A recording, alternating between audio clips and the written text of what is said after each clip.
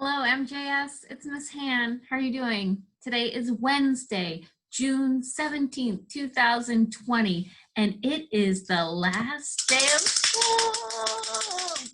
It was so great seeing you guys the other day, and I have one last morning message for you. So I'm going to start with some summer vacation jokes. You ready?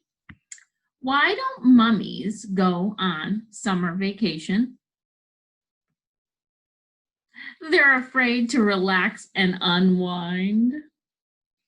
Where do eggs go on summer vacation? New York City. Get it?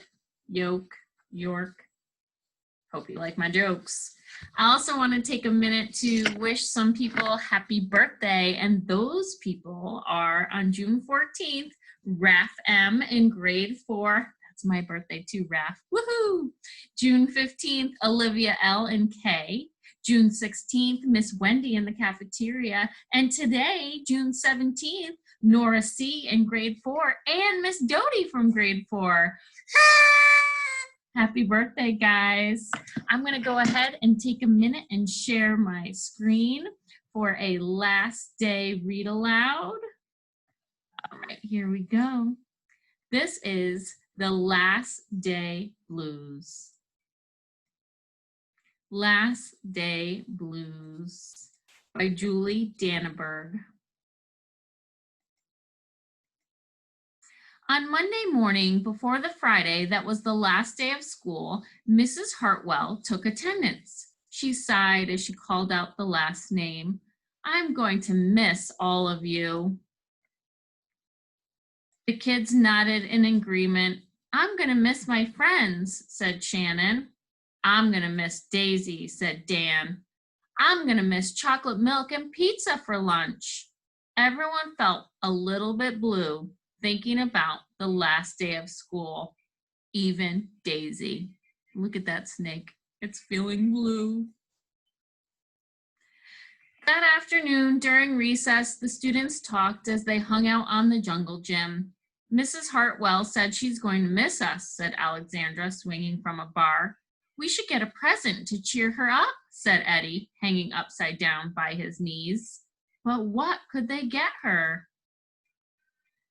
I could give her the rest of my sandwich. It's my mom's bologna special, said Josh. Or a cup of coffee. Or a new pen, the kind with feathers and beads. The students thought and thought, but couldn't come up with one single idea that they all agreed on. We'll think of something tomorrow, Eddie assured everyone as they lined up at the drinking fountain. On the Tuesday before the Friday that was the last day of school, Mrs. Hartwell read the final page of their last read-aloud book. I'm going to miss circle time, said Mrs. Hartwell. I'm going to miss science, said Emily. I'm going to miss seeing Mrs. Hartwell wearing her safety goggles during science, said Jack, giggling. And so before they got too sad, Mrs. Hartwell put on her safety goggles one last time. Just for fun. We definitely need to cheer Mrs. Hartwell up, said Andy during recess as he jumped out of a swing. Any ideas about a present? Eddie asked. Nope, they all answered back. On the Wednesday before the Friday that was the last day of school, Mrs. Hartwell brought in her super duper sugar cookies with extra frosting. I'm going to miss snack time, but I can't wait for barbecues by the pool, said Jack. I'm going to miss recess, but I can't wait to play hide and seek outside after dinner, said Alexandra. I'll miss school, but I can't wait for summer vacation, said Josh. The class discussed their summer plans and drowned their last day blues with another round of milk and sugar cookies. I don't know whether to be happy or sad today, Andy said the minute they arrived at the jungle gym. Mrs. Hartwell is sad, said Olivia. She probably doesn't want the year to end. While we're swimming, she'll be reading her old lesson plans, said Walker. And while we're playing, she'll be trying to remember the fun times we had this year, said Dan. And that's when an idea zipped, zapped, and zinged through Eddie's brain. I know exactly what will cheer her up, Eddie said, jumping down from the jungle gym. The class agreed. It was perfect. On the Thursday before the Friday, that was the last day of school, Eddie raised his hand right after Mrs. Hartwell started language arts. "We need some privacy, please," he said. And so Mrs. Hartwell took down bulletin boards with her back to the class. She never even peeked. Well, only once.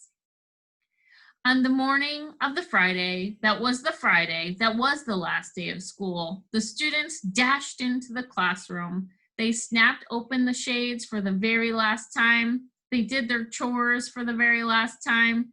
They fed Daisy for the very last time. And as soon as the bell rang, they couldn't wait for Mrs. Hartwell to see her present for the very first time. The last day of school makes us so blue. We'll miss recess and pizza and reading too. We'll miss Daisy and cookies and friendship true. Snack time and science and learning new. We'll miss spelling bees for our test review and groundhogs that play peekaboo. This year's been a great big wahoo! There are so many things to miss, it's true, but mostly what we'll miss is you. Later on during recess, Eddie said, "I think Mrs. Hartwell liked her present." "I just hope it helps," Margaret said. "Poor Mrs. Hartwell," they all said sadly as they pictured their final goodbye. "Teachers must hate the last day of school." And then it was time. The bell rang. "Goodbye," the students called as they rushed out the door. "Goodbye," Mrs. Hartwell called after them. And then she returned to her empty classroom. "It's just you and me, Daisy," she said. "I'm sure going to miss them this summer. But I can't wait for vacation." Look at those teachers celebrating.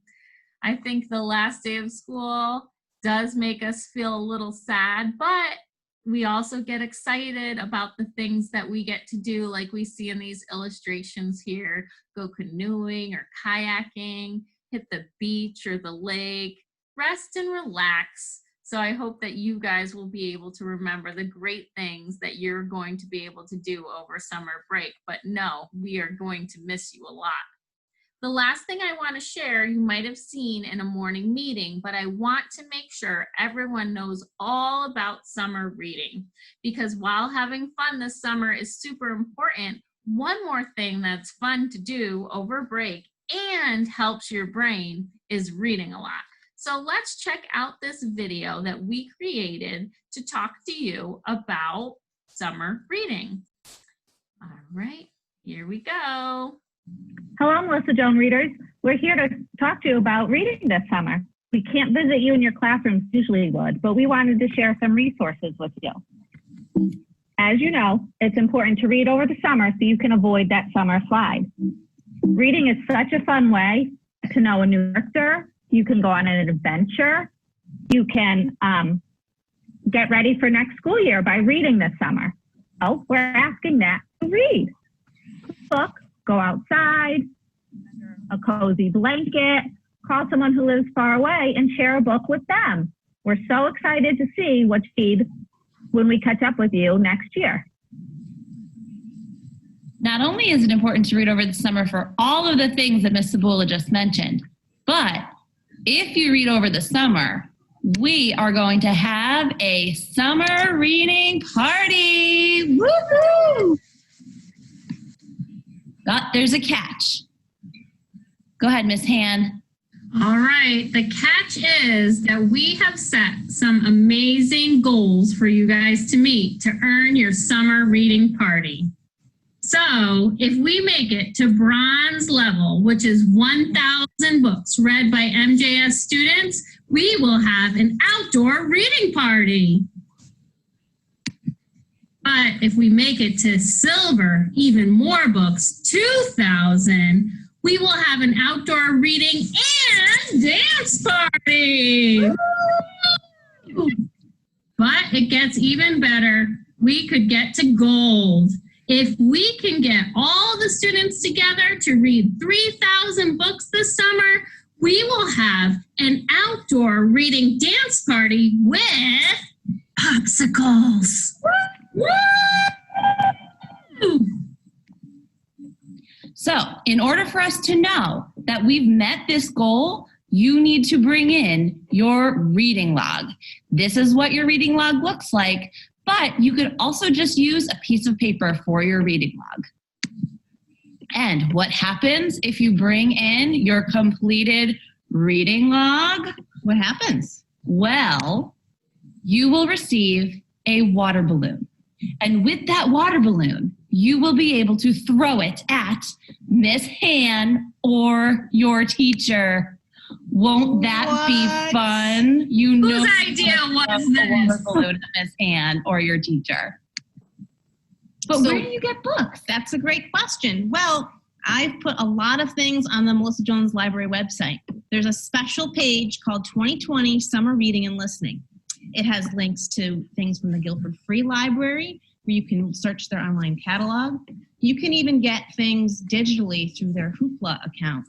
If you don't have a library card, there's a sign up to get a library card without even leaving your house. And it has information about their summer reading program, which books that you read could count for both our summer reading challenge and their program. So you can do two things at once. You'll find the link to the journal that you're going to record your summer reading on my page 2, and even some book suggestions by grade level if you're stuck on ideas about what you might want to read. I have a link to a summer reading and creative summer fun doc for ideas and other ways to keep your reading momentum going as the summer goes on. So be sure you check out the Melissa Jones Library 2020 Summer Reading and Listening page. So you'll have lots of options, boys and girls. We can't wait to see how many books you'll read this summer. All right. Woo, good luck. Reading. Good luck, guys. See you next year. So I hope you guys will do a lot of summer reading and come back with your reading log in hand so that you earn a water balloon to throw at hopefully one of the teachers, not me. Don't pick me.